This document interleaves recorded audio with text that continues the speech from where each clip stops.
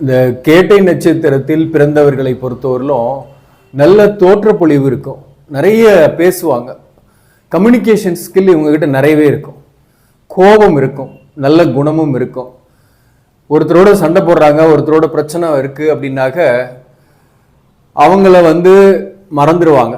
அதாவது அந்த சண்டையும் மறந்துட்டு கொஞ்ச நாள் கழிச்சு அவங்களோட நல்லாவே பேசக்கூடியவர்களாக இருப்பாங்க.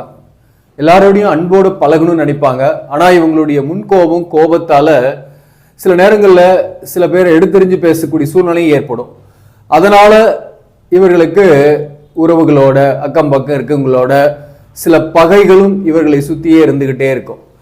குடும்ப வாழ்க்கையை எடுத்துக்கிட்டாக்க நிறைய அன்பை எதிர்பார்ப்பாங்க, அஃபெக்ஷனாக இருக்கணும்னு நினைப்பாங்க. இதெல்லாம் எடுத்த உடனே புதன் திசை வரும். இந்த புதன் திசை எடுத்த உடனே ஒரு 17 வருஷம் உடல்நல தொந்தரவுகள் இவங்களுக்கு இருக்கும். நல்லாவும் படிப்பாங்க, படிக்கக்கூடிய வயதில் புதன் திசை வர்றதுனால நல்லாவும் படிக்கக்கூடிய வாய்ப்புகள் ஏற்படும். பொதுவாகவே பெற்றோர்களுக்கு ஒரு அதிர்ஷ்டத்தை ஏற்படுது. இவங்க பிறந்த உடனே பெற்றோர்கள் ஒரு சாதாரண நிலைமையில் இருந்தால் கூட வீடு வாங்குறது, சொத்து சேர்க்கறது, ஒரு நல்ல வேலை தந்தைக்கு கிடைக்கிறது, இந்த மாதிரி நல்ல விஷயங்களும் குடும்பத்தில் நடக்கும். அடுத்தது கேது திசை. குழப்பங்களால் இவங்க நிறைய அலைகழிக்கப்படக்கூடிய காலகட்டம், காதல் போன்றவற்றில் வயப்படக்கூடிய காலகட்டம்.